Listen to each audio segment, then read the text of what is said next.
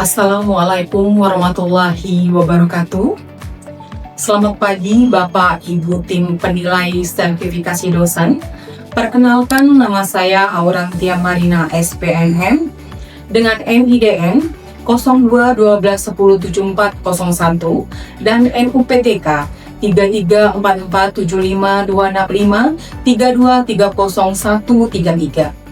Saya adalah salah satu dosen di program studi Diploma 4 jurusan Manajemen Informatika Politeknik Negeri Sriwijaya Palembang. Pada kesempatan ini, mata kuliah yang saya ambil sebagai contoh adalah Manajemen Perusahaan dengan bobot 3 SKS. Mata kuliah ini diberikan di semester 3 program studi Diploma 4. Adapun deskripsi mata kuliah ini adalah bertujuan memberikan pengetahuan kepada mahasiswa untuk dapat memahami latar belakang dan kegiatan bisnis, pengertian dan konsep dasar kegiatan bisnis dalam kaitannya dengan aktivitas bisnis, serta mengetahui bagaimana cara memulai suatu usaha sebagai wujud penerapan konsep bisnis itu sendiri. Adapun capaian pembelajaran mata kuliah CPMK atau kompetensi yang akan dicapai mahasiswa adalah sebagai berikut. Yang pertama, mahasiswa mampu menjelaskan tentang dasar-dasar bisnis dan pengertian bisnis. Yang kedua, mahasiswa mampu menganalisis tentang faktor yang mempengaruhi kegiatan bisnis. Yang ketiga, mahasiswa mampu menjelaskan tentang perspektif bisnis, pendekatan yang dipakai dalam bisnis, dan peran penting bisnis bagi organisasi atau perusahaan. Yang keempat adalah mahasiswa mampu menjelaskan tentang konsep dasar pengembangan bisnis itu sendiri. Adapun materi pokok pembelajaran yang diberikan di mata kuliah ini adalah sebagai berikut. Yang pertama adalah dasar-dasar bisnis, kedua, jenis-jenis perusahaan, ketiga, penentuan lokasi perusahaan dan penggabungan usaha, keempat, pengaruh lingkungan bisnis terhadap perusahaan, kelima, proses pendirian perusahaan, keenam, fungsi-fungsi perusahaan, bidang kerja dalam perusahaan, ketujuh, bidang produksi, kedelapan, bidang pemasaran, kesembilan, bidang keuangan, 10, bidang kepegawaian, ke-11 manajemen risiko dalam perusahaan, ke-12 konsep pengembangan perusahaan, dan terakhir adalah kewirausahaan dan industri kecil. Metode pembelajaran yang digunakan dalam mata kuliah ini adalah ceramah, diskusi kelompok, case study, dan project based learning. Dalam mata kuliah ini terdapat 18 pertemuan. Dan pada pertemuan ke-8 akan ada ujian tengah semester. Dan ujian akhir semester dilakukan di pertemuan ke-18. Pada video pengajaran yang saya lakukan, mengambil materi bidang pemasaran. Capaian pembelajaran yang diharapkan di materi pemasaran ini adalah mahasiswa mampu menjelaskan tentang apa itu pemasaran. Kedua, tujuan pemasaran. Ketiga, konsep pemasaran. Keempat, elemen pemasaran dan segmentasi pasar. Berikut ini adalah video pengajaran yang saya lakukan. Selamat menyaksikan. Assalamualaikum warahmatullahi wabarakatuh. Waalaikumsalam warahmatullahi wabarakatuh. Alhamdulillah, hari ini kita kembali bertemu di kelas 3 MID dalam mata kuliah Ibu, Manajemen Perusahaan. Dan hari ini sepertinya kita semua hadir, ya. Ada yang tidak hadir, Pak Hari? Semuanya hadir, Bu. Alhamdulillah semuanya hadir, ya. Jadi walaupun sudah memang kalian masuk siang, tapi kita harus tetap semangat. Coba kalau Ibu bilang selamat pagi, kalian menjawabnya Semangat pagi. Baik, kita mulai dulu memanaskan, ya, memanaskan suasana dengan semangat.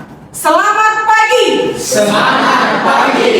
Ya, dimana namanya selamat pagi bukan pada saat waktu pagi saja, tetapi juga siang maupun sore ataupun malam untuk biar kita tetap semangat.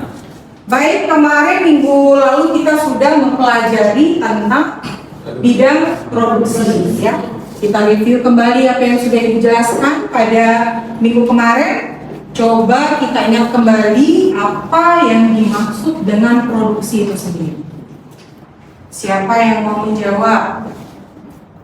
Ya, silakan Haji. Apa itu produksi? Produksi adalah proses menambahkan nilai guna barang atau jasa. Ya, jadi menurut Aji itu produksi adalah menambah nilai guna dari barang atau jasa. Jadi bisa tepatnya lagi mungkin adalah proses ya untuk menciptakan atau menambah nilai guna dari barang atau jasa. Tujuannya apa sih? Kegunaan dari barang atau jasa itu sendiri. Kegunaannya itu yang pertama menghasilkan barang dan jasa, lalu yang kedua itu memenuhi kebutuhan masyarakat, lalu yang terakhir mendapatkan keuntungan. Iya, betul sekali ya. Yang namanya perusahaan menghasilkan produksi, di ujungnya itu untuk mendapatkan keuntungan. Ya, sepertinya kalau misalnya Haji sudah mengingat dengan 80%, 90% lah ya untuk pengertian tentang produksi, terus tujuannya apa. Berarti setelah produksi berlangsung dan menghasilkan barang atau jasa, perusahaan akan menuju ke itu yang akan kita bahas pada hari ini. Jadi menurut asumsi kalian ini, ya, menurut asumsi. Jadi kalau menjawab pertanyaan menurut asumsi, jangan takut salah, ya. Beda kalau ibu bilangnya 1 ditambah 1 berapa? Berarti itu ada nilai pasti. Karena kita yang ditanya mengenai asumsi maupun pendapat, semua mempunyai pendapat sendiri-sendiri. Kita lihat benang merahnya. Apakah memang itu jawaban? Entah dia pembukaannya seperti apa, itu kan menurut pendapat kalian sendiri. Ya, jadi jangan takut menjawab ketika orang bertanya tentang asumsi Anda mengenai ini apa. Jawab saja sepengetahuan yang kalian bisa jawab. Ya, coba Agnes, apa itu menurut kamu pemasaran? Jadi menurut saya pemasaran itu adalah kegiatan mengenalkan produk berupa barang atau jasa kepada masyarakat luas. Oke, asumsinya Agnes, pemasaran adalah mengenalkan produk, barang atau jasa kepada masyarakat luas. Kalau menurut Fahri? Kalau menurut asumsi saya, pemasaran itu proses di mana produsen ataupun perusahaan itu bisa menyebarluaskan, mendistribusikan atau mempromosikan barang-barang yang sudah dihasilkan oleh perusahaan ataupun produsen tersebut kepada konsumen. Oke, jadi dia menambahkan poin tidak cuma memperkenalkan ya, tetapi juga mendistribusikan kepada konsumen barang dan jasa yang sudah kita hasilkan. Di sini ada yang namanya Ariel Peter Pan, oh salah, Ariel ya, Ariel apa? Al-Kafi ya. Silakan Ariel, menurut kamu pemasaran itu apa?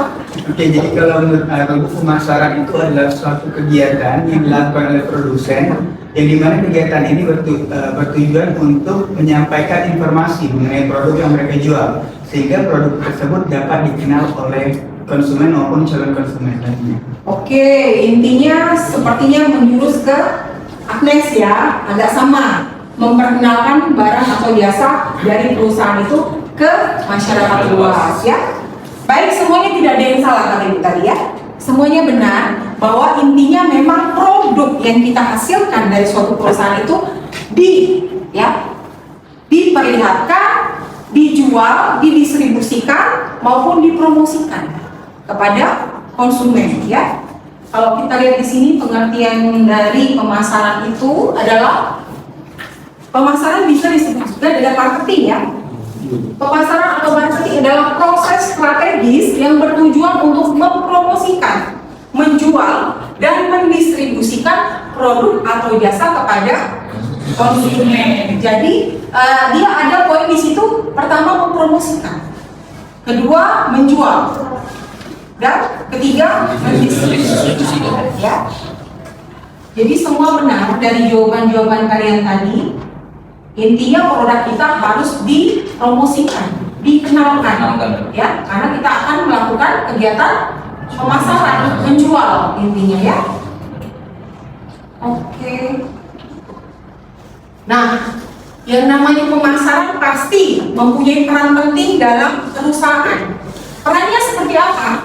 Yang pertama itu membantu perusahaan menghasilkan profit. Profit itu apa? Keuntungan ya. Jadi karena kita perusahaan ini bukan perusahaan yang dalam kategori kegiatannya untuk amal, jadi ini kita bicara mengenai bisnis ya.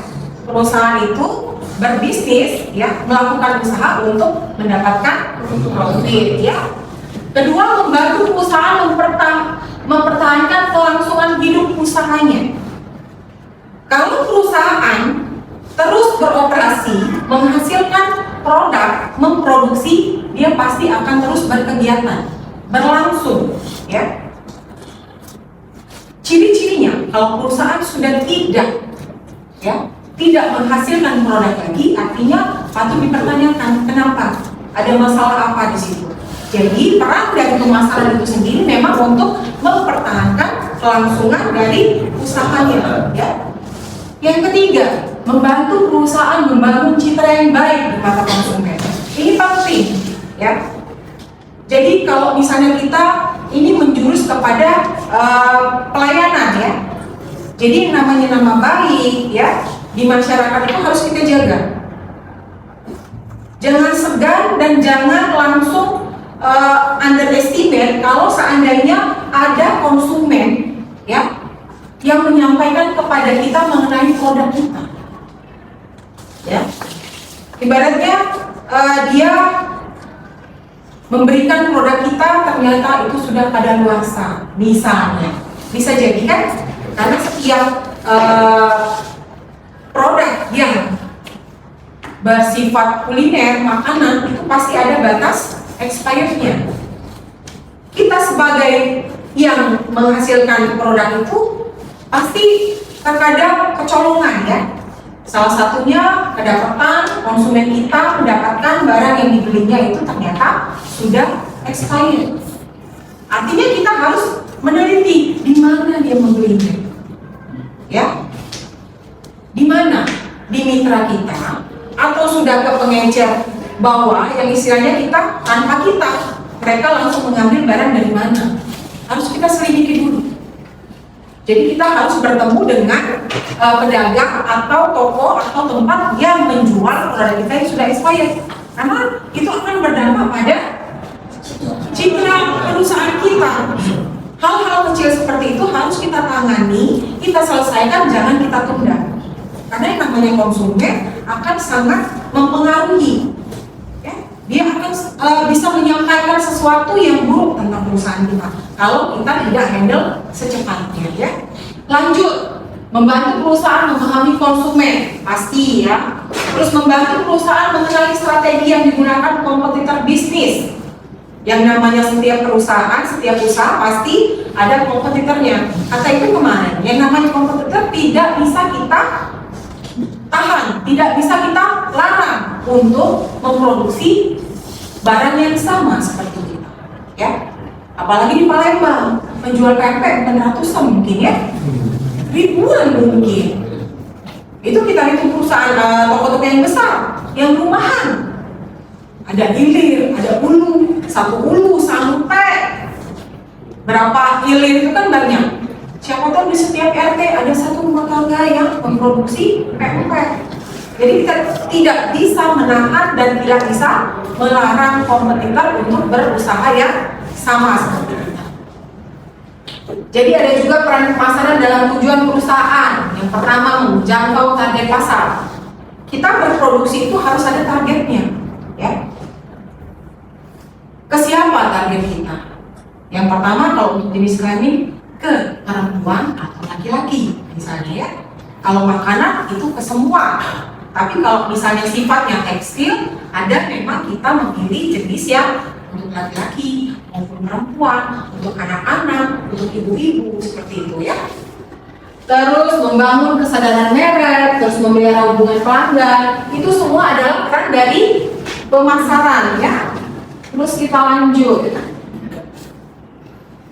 Nah, ini ada 5 konsep pemasaran. 5 konsep pemasaran ini adalah yang harus dipahami oleh perusahaan. Apakah dia berkonsep produksi, berkonsep produk, berkonsep penjualan, berkonsep pemasaran maupun konsep pemasaran sosial. Contohnya konsep produksi. Definisinya fokus pada efisiensi produksi dan distribusi produk agar tersedia secara luas dan terjangkau. Benang merahnya garis yang bisa kita garis bawahi adalah produksi. Ya, artinya dia memang fokus pada produksinya. Ya, ada kelebihan maupun kekurangan, cocok untuk pasar dengan permintaan tinggi dan persaingan rendah.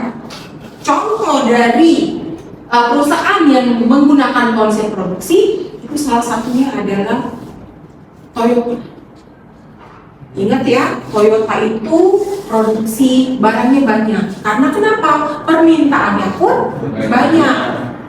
Dan yang menyukainya, menggemarinya memakai Toyota itu juga banyak. Sama dengan PT Indofood. Dia produksi terus nih, bahkan diversifikasi, rasa rendang, rasa soto. Terus dia berdiversifikasi untuk menjangkau ya ke semua lapisan. Yang tidak suka soto, yang suka rendang, ada sekarang yang rendang rasanya. Seperti itu. Jadi memang dia ke produksi. Titik beratnya ya, konsep produksi, dia memakai konsep itu yang 2 perusahaan tadi. Terus konsep produk, artinya berorientasi pada kualitas, fitur, dan inovasi produk. Langsung kamu berpikirnya kepada Apple misalnya ya. Jadi ibaratnya fitur-fitur canggih ya, semuanya memang ditonjolkan. Artinya dia konsepnya ke produk, bukan memproduksi yang sebanyak-banyaknya. Artinya sampai di sini, ada yang mau ditanyakan sampai di sini? Belum ada ya. Jadi kita langsung ke konsep penjualan. Konsep penjualan mengutamakan promosi dan penjualan agresif untuk meningkatkan volume penjualan. Kalau bisa dicontohkan di sini seperti apa ya? Konsep penjualan, artinya dia penjualan nih yang diutamakan, ya. Bagaimana cara menjual, pendekatannya dengan konsumen itu seperti apa? Kita contohkan itu sales car, sales mobil, ya, ataupun asuransi. Karena dia lebih utama kepada bagaimana dia menawarkan produknya, begitu. Jadi kelebihannya efektif dan mendorong penjualan jangka pendek. Kenapa? Biasanya yang asuransi dan sales car itu ada target penjualan. Iya. Jadi dia masuk di konsep penjualan, ya. Terus konsep pemasaran. Konsep pemasaran itu dia mengutamakan pemahaman kebutuhan dan keinginan pelanggan untuk menciptakan kepuasan. Jadi kalau bisa kita lihat bahwa untuk konsep pemasaran itu, tahu IKEA? Tahu. Ya, jadi IKEA itu kan alat-alatnya itu diusahakan ada semua di situ ya. Ya, IKEA itu. Iya. Benar kan IKEA itu? Nah, jadi dia memakai konsep pemasaran. Yang terakhir, konsep pemasaran sosial, memperhatikan keseimbangan antara kepuasan pelanggan, keuntungan perusahaan, dan kepentingan masyarakat. Itu contohnya bisa kita contohkan masuk ke kategori toko baby shop ya. Baby shop, terus Coca-Cola, toko Coca-Cola. Nah, dia lebih memilih konsep pemasaran ya. Jadi kita kalau ingatnya untuk contoh perusahaannya, kita ingatnya apa yang dipakai konsepnya? Produk, ya dia berarti membuat produknya beragam, banyak, karena menuju ke semua lapisan gitu. Ya kita ingat lagi konsep produk, fitur-fitur, keunggulan dalam produk begitu.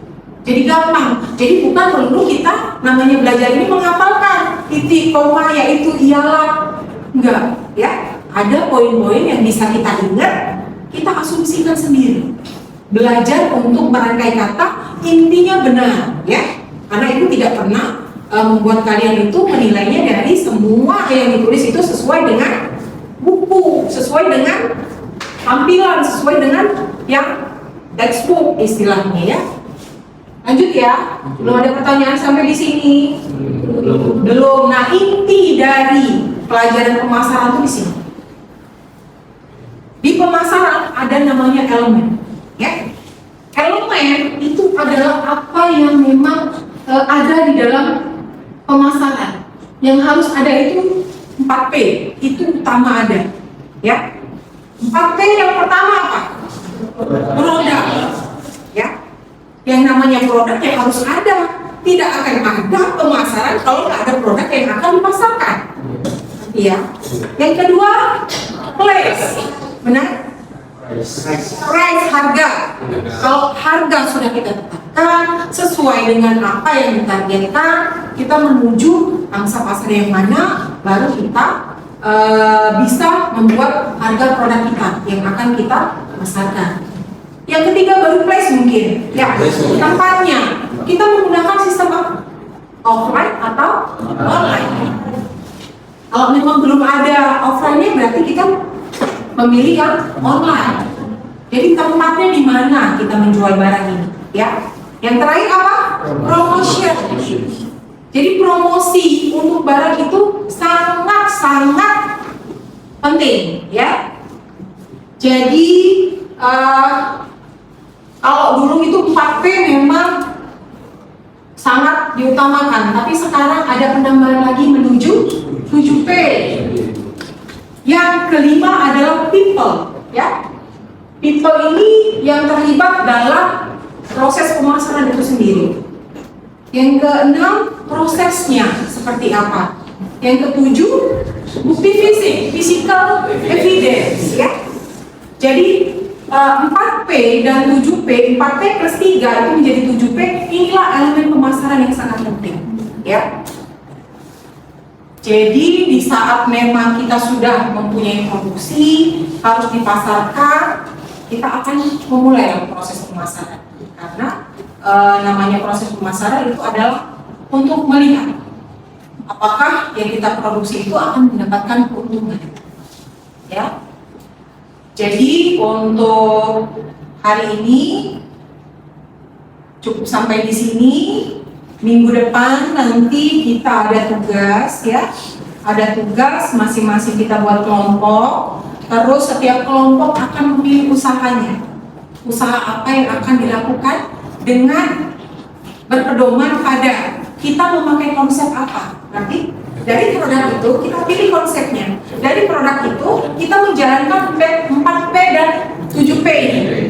Jadi kita langsung, karena kan setiap produk ada konsep masing-masing, ya kan? Kalian membeli produk apa, bagilah nanti menjadi beberapa kelompok. Nanti diatur sama ketua kelasnya, apa diacak atau memang sudah ada kelompok lama boleh, ya. Jadi nanti kita bisa lebih mengerti lagi, karena langsung kita tahu kita mau produksi ini bu, usaha ini bu, usaha ini bu, begitu ya. Oke, untuk hari ini cukup sampai di sini. Terima kasih atas perhatiannya dan kita jumpa lagi di minggu depan. Akhir kata saya ucapkan Assalamualaikum warahmatullahi wabarakatuh. Waalaikumsalam warahmatullahi wabarakatuh. Demikianlah video pengajaran yang sudah saya buat. Terima kasih. Assalamualaikum warahmatullahi wabarakatuh.